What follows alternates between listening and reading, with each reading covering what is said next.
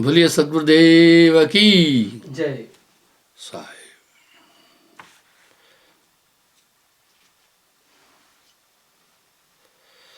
पार ब्रह्म को आदि मनाऊं, तिनकी कृपा गुरु चरण पाऊं। सबसे पहली बात है, गुरुमुक्ता का विषय साहब ने बड़ी गंभीरता से उठाया है। लोक रीत में जगत भुलाना। पूरी दुनिया एक ढर्रे पर चलती है। कहत हमारे बड़न किया,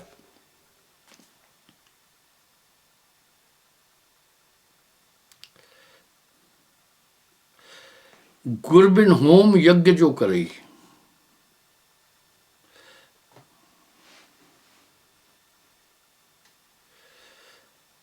निस्तारण नहीं होगा।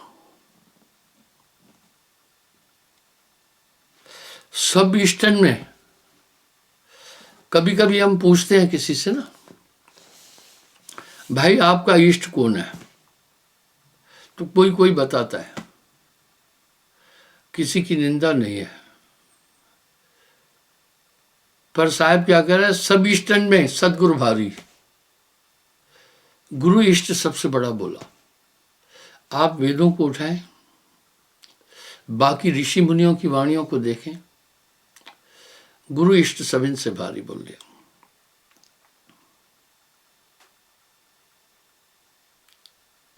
शरण और शिष्य आवे कोई, सहज पदारथ पावे सोई। कहता हूं हेला, गुरु का गुरु, चेले का चेला। साहब ने सिर्फ चेले के लिए कर्तव्य निर्धारित नहीं किया है, गुरु के भी बोले।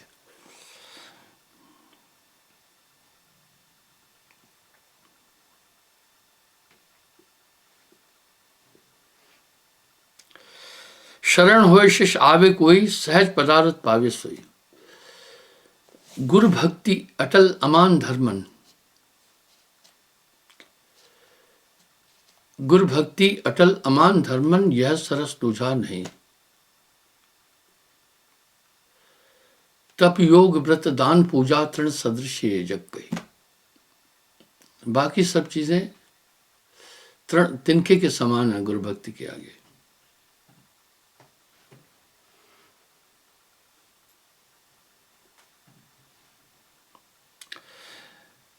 गुरु सुरति सुरधेनु समाना। हाँ, गुरु के ध्यान में इतना बड़ा महात्म दिया। आवे चरण मुक्ति परवाना। मन वांछित फल पावे सोई, पर जगत के पदार्थों की कभी इच्छा करना नहीं। कहत कबीर सुनो भाई साधु, ये रुई लपेटी आ गए। जगत के किन पदार्थों की कांक्षा कर रहे हैं, सब कुछ तो नाशवान है। बस साईं इतना दीजिए, जामे कुटुंब समाए, मैं भी भूखा ना रहूं, अतिथ न भूखा जाए।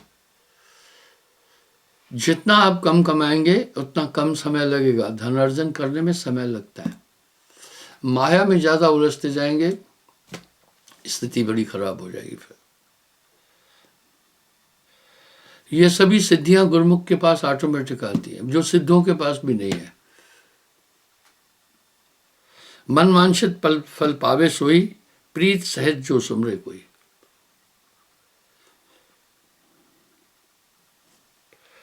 लेकिन कुछ लोग एक आकांक्षा लेकर आते हैं, ये काम हो जाए गुरु कृपा। ये तो फिर और वंशक गुरु भी कर सकते हैं।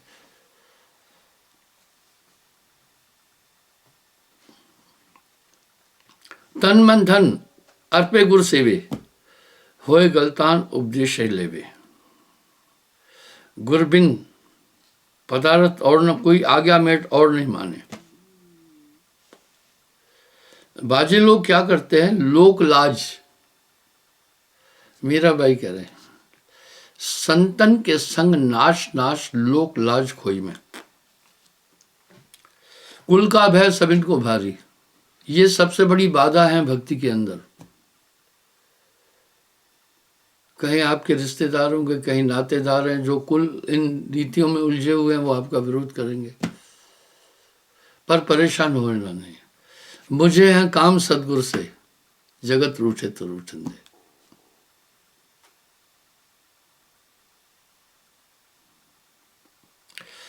गुर बिन पदारथ और न जाने, आज्ञा मेट और नहीं माने।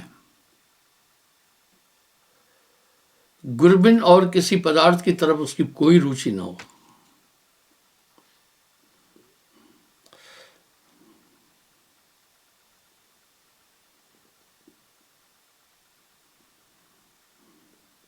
आपा मेट, मैंने आपे पर बोला है। आपा मेटे गुर भजे तब पावे दीदार। अब आपा मेटना है। नानक देव जी भी वाणी में फरमा रहे हैं, इसी आप को मैं कहा, नानक हूं मैं रहा अड़ाई। पहले हम देखते हैं, अब साहब कह रहे हैं आपा मेटे। ये आपा क्या है? नानक हूं मैं रहा अड़ाई, मैं हूं या आपा, एक रुकावट है। आपा किससे बना, इस तरफ चलते हैं। जो आप कह रहे हैं मेरा नाम फलाना है, मैं यहां रहता हूं, इसकी जड़ तक चलते हैं ना। ये पूरा मन का खेल है। मन का खेल कैसे है वो सुनो। इसलिए इस आपे को मिटने के लिए कहा। आप कह रहे हैं मेरी बीवी है, मेरे बच्चे है, मेरा घर है। आखिर इसकी पृष्ठभूमि क्या है? मेमोरी है ना। उसी मेमोरी में याद है ना, ये मेरी पत्नी है, ये मेरी बेटी है। आत्मा मन बुद्धि चित्त अहंकार से जब बाहर है तो फिर ये आपा कितनी बड़ी बाधा है, इस बाधा को समझने की कोशिश करें। आपा बना किससे है ये देखें हम। आपा मिटेगा कैसे, इस आपे पर बातचीत करते हैं।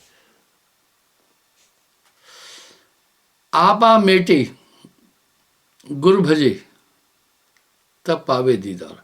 ये आपा मन से बना है और आपका मन से बड़ा कोई बैरी नहीं है।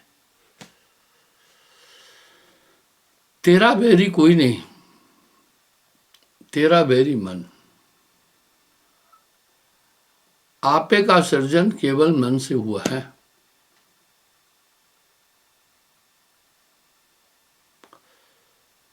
आपा मन से बना।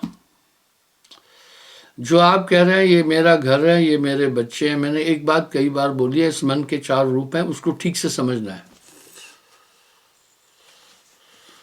पहला,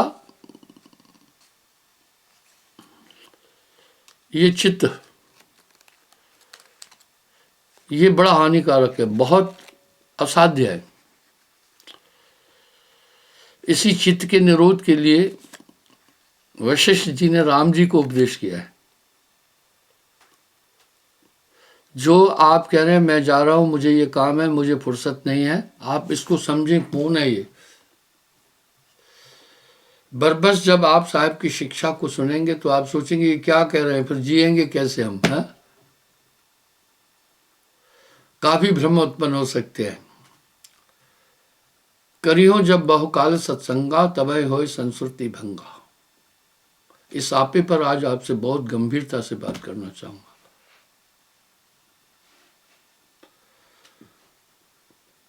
आपा मेटे, आपा कहां से बना? मैंने इस बात का उल्लेख कई बार किया है कि हमारे मन के 4 रूप हैं। जब ये इच्छा करता है तो इसको मन कहते हैं। आपके अंदर जो भी इच्छाएं हैं कि ये करूंगा वो करूंगा, ये आत्मा नहीं है। इस चीज को जितना जल्दी और बारीकी से समझेंगे उतना ही लाभ होगा। ये आत्मा नहीं है।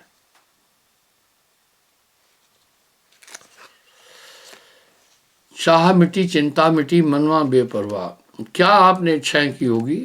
जीवन में क्या इच्छाएं होती है? ये मन है। बच्चे को पढ़ाऊंगा, बहुत बड़ा। कहे कबीर सब ढह जाएंगे जस बालू की भीत। भीत कहते हैं दीवार को। बालू की दीवार का अस्तित्व तो नहीं है। मन में अनेकों कल्पनाएं उठती और मिट जाती है। ये तो आपने मन ने बनाया ना। आत्मा तो संकल्प विकल्प से परे है ना। जो बेटे की अनुभूति कर रही है, चित्त की करना है। चित्त का निरोध करो तो संसार का अस्तित्व ही नहीं है। इसलिए इसी चित्त में तो ये याद है ना, ये मेरी बीवी है, ये मेरा घर है। पहला मन, आपने इच्छा की कुछ और जमीन खरीदूंगा। आपने जो भी इच्छाएं की है किससे संबंधित है? आपने जो भी इच्छाएं की है वो मन से संबंधित है और तन से संबंधित है। जबकि एक बात स्पष्ट है, ये पिंजरा नहीं तेरा, अंसा ये पिंजरा नहीं तेरा। आपने आशा की, इच्छा की सुंदर घर बनाना है या बाकी बच्चों को भी घर बना कर देना है, पूरी उम्र या उसमें आप लगे रहते हैं उस अपने संकल्प को पूर्ण करने के लिए। क्या बात है, उसी संकल्प को खत्म कर दिया जाता। अगर प्रथमा सांसारिक दृष्टि से आप सत्संग सुनेंगे तो आपको लगेगा ये तो भैया हमारे काम की बातें ही नहीं है। लेकिन जब आप गहराई से उसमें उतरेंगे तो सब आपकी ही काम की बातें हैं। आपा मेटे गुरु भजे तब पावे दीदार। आपा मेटे गुरु भजे तब पाए दीदार। वाह!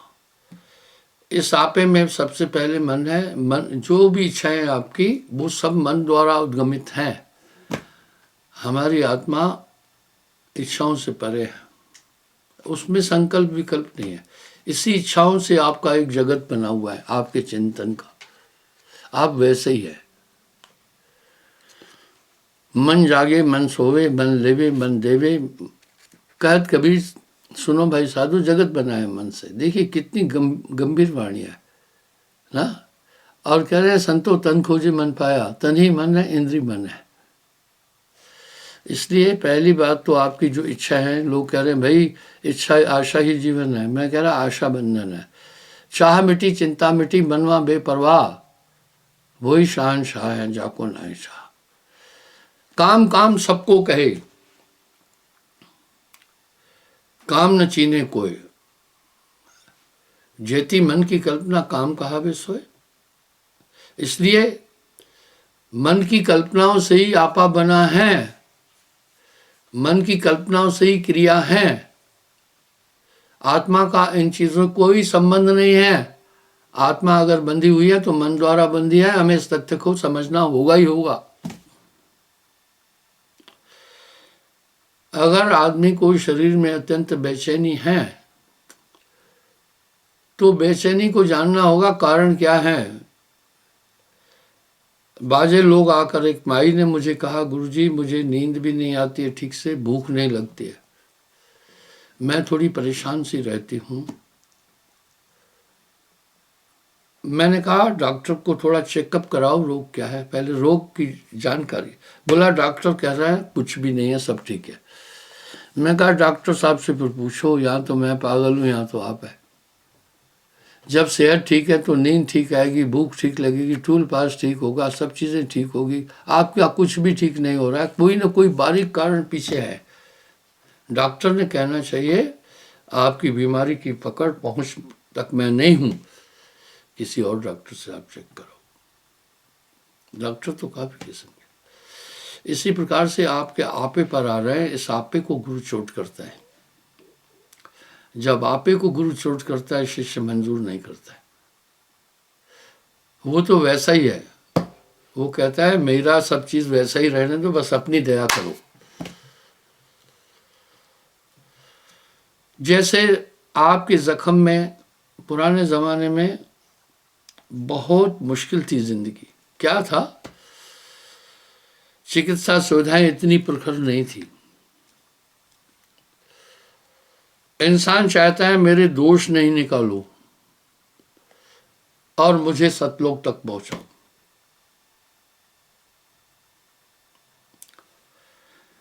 जब वो कह रहा है दोष नहीं निकालो, मेरे दोष रहने दो मुझ में, बस अपनी कृपा करो, दोष रहने दो।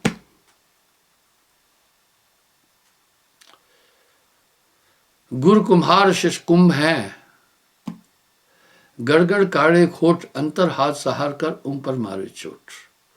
तो सबसे पहले जो आपका आपा कह रहे हैं, मैं चल रहा हूं, मैं उठ रहा हूं, मैं खा रहा हूं, मैं पी रहा हूं, आत्मा नहीं है।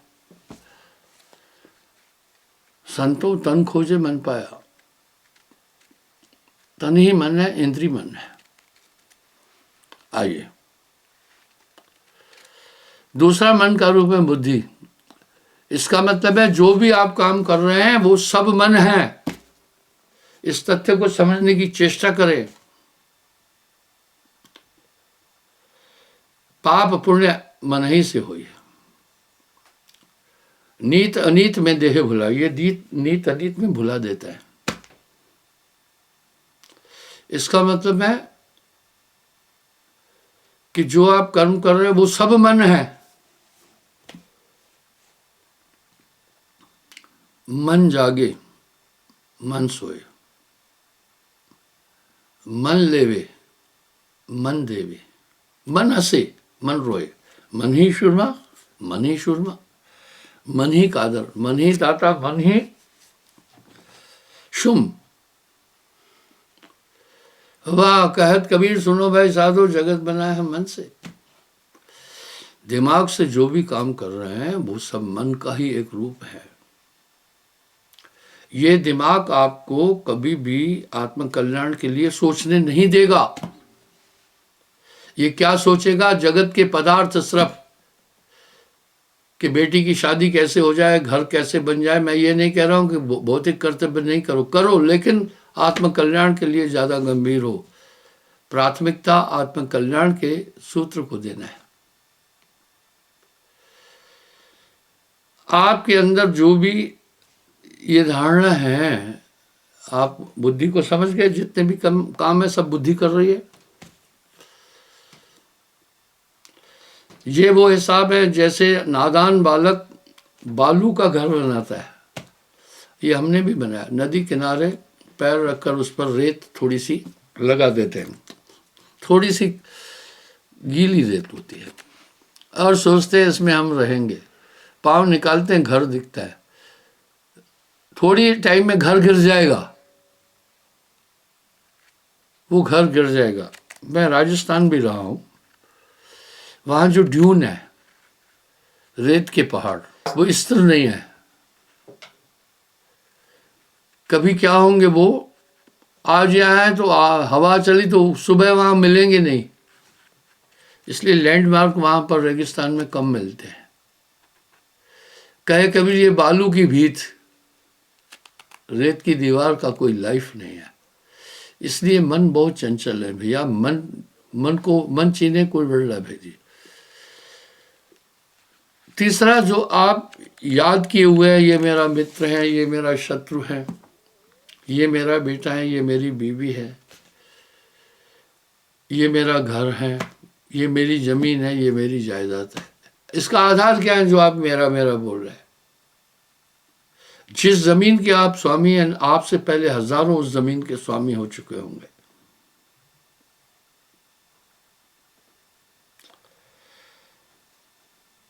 एक बार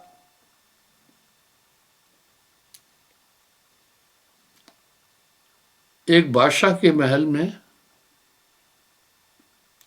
साहब पहुंचे, तो वहां जाकर कह रहे हैं किसकी सराय है। लोग रोके, भला साहब को कौन रोक सकता था? 7 तालों के अंदर नहीं रोक पाए। बादशाह खुद आया, बोला हे फकीर, तुम गुस्ताखी कर रहे हो, ये सराय नहीं है, ये मेरा महल है। साहब ने कहा इससे पहले कौन रहता था? बोला मेरा अब्बा जान रहता था। अब्बा जान कहाँ गया? बोला वो चला गया संसार से, मुझे दे गया। उससे पहले कौन रहता था? बोला उसका अब्बा जान यानी दादा जान, ऐसे बताता गया। बोला कोई भी नहीं ले गया। इस तरह तू भी जाएगा, ये कुछ नहीं, ये सराय है, यहाँ आदमी सराय में थोड़ी देर के लिए रहता फिर चला जाता है। तू कहता है मेरी मेरी, दस कौन चीज है तेरी। उसने कहा नहीं, मैं ये लेके चला जाऊंगा, जब मैं जाऊंगा ये जन्नत में लेके जाऊंगा सब कुछ। साहब ने एक सुई दी, बलक का बादशाह था, बोला ये सुई मेरी रख, अगर तू ये सब ले आएगा तो मेरी सुई भी ले आना, जन्नत में मैं मिलूंगा। अब वो बादशाह अपने हाथ में हमेशा सुई पकड़े रहता था।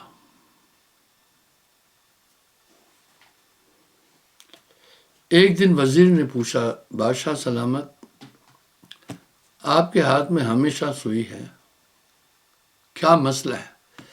बोला फलाने फकीर ने सुई दी है मुझे कि जन्नत में देना। मंत्री ने कहा,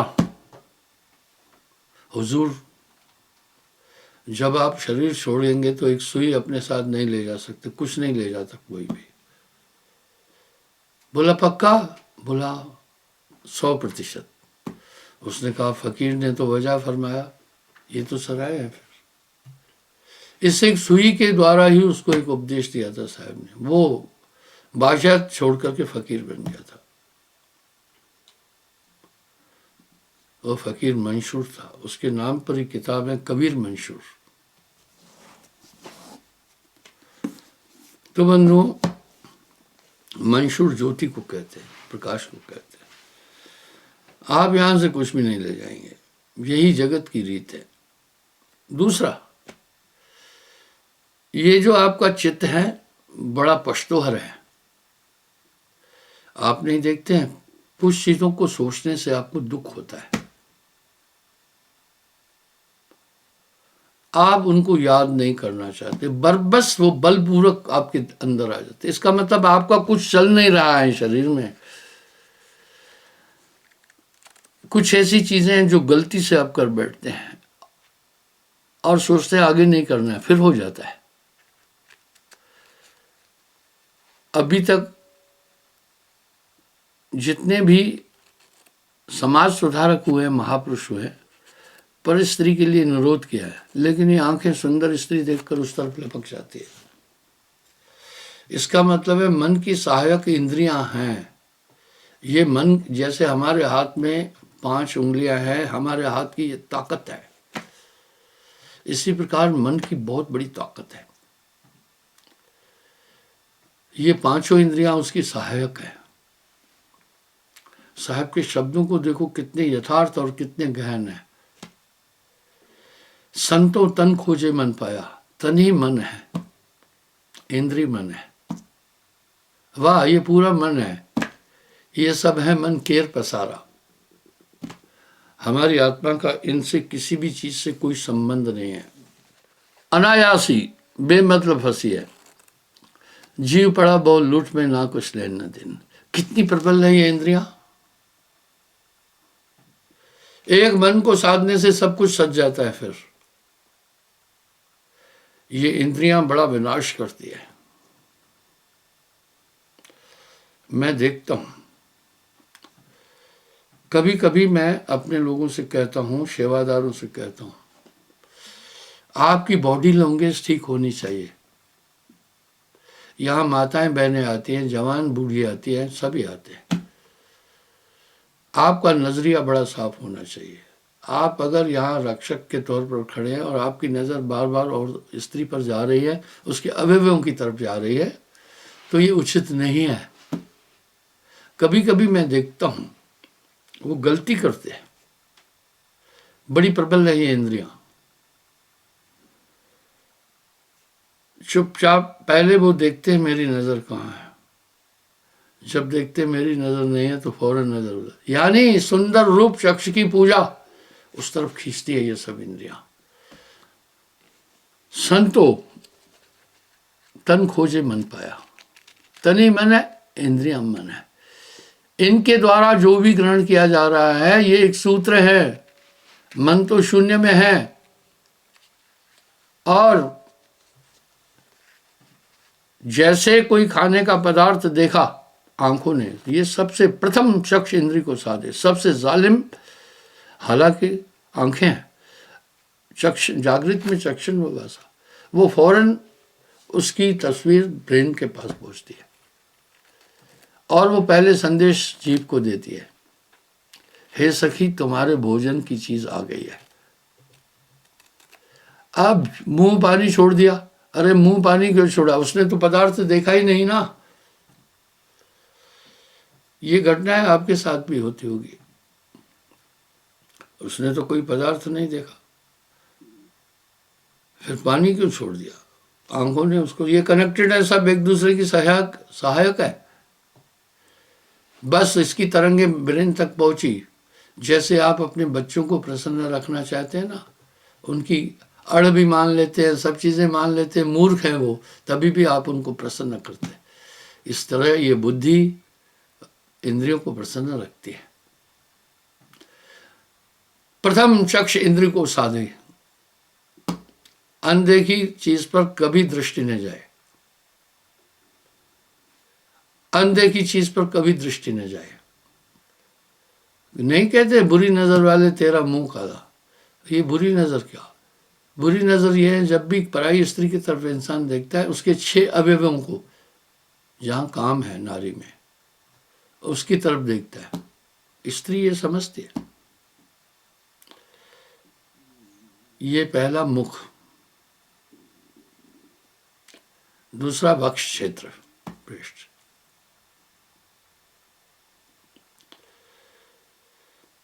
तीसरा कटी क्षेत्र, चौथा नितंब हिप से, पांचवा जंघाएं,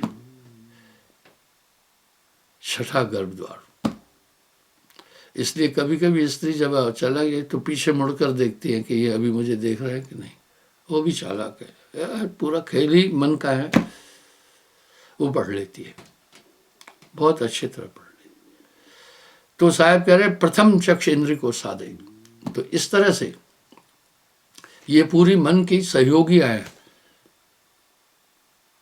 साहब ऐसे नहीं कह रहे संतो तन खोजे मन पाया। पूरा साजो सामान इस शरीर में जो है सब आत्मा को बांधने वाला है। इसमें आपका कोई भी हित करने वाली चीज नहीं है। आप सतर्क रहें। ये तन विष की बेलरी, गुरु अमृत की खान, शीश दिए जो गुरु मिले तो भी सस्ता जान। उसके बाद चित्त है, बड़ा जालिम है ये। चित्त का निरोध करो। ये चित्त क्या देखा, कैसे पता चला, जगत कैसे बना, इसी ने बताया, आपने सुना। ये माँ है, ये बहन है, ये बेटी है, ये फलाना है, बाकी चलते फिरते ये इंद्रियां पूरे पूरे संदेश देती है। तो आप ये जान जाते हैं जगत ये कैसे बना।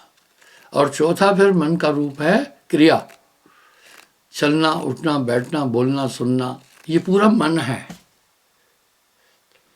कहत कबीर सुनो भाई साधु, जगत बना है मन से। आप विचार करके देखिए, इसी अहम को क्लोज कर देना है, सीज करना है। इसकी ताकत गुरु देता है, किसी योग से नहीं मिलेगी। ये आपको विचलित कर देगी। आप इन पर ध्यान दो। आप जब स्मरण में बैठते हैं तो आपका एक लक्ष्य होता है कि मैं एकाग्र हो जाऊं। एकाग्र नहीं होने देती। अनचाहे बरबस आपको कुछ आगे पीछे की बातें याद क्यों आई? आपका लक्ष्य उस समय ये बातें याद करनी नहीं थी। बुद्धि देखो कैसे आपको भ्रमित करती है। मन आपका भेरी मन है। उसी समय चित्त का उद्वेग आएगा। ये एक दूसरे के पूरक हैं पूरे।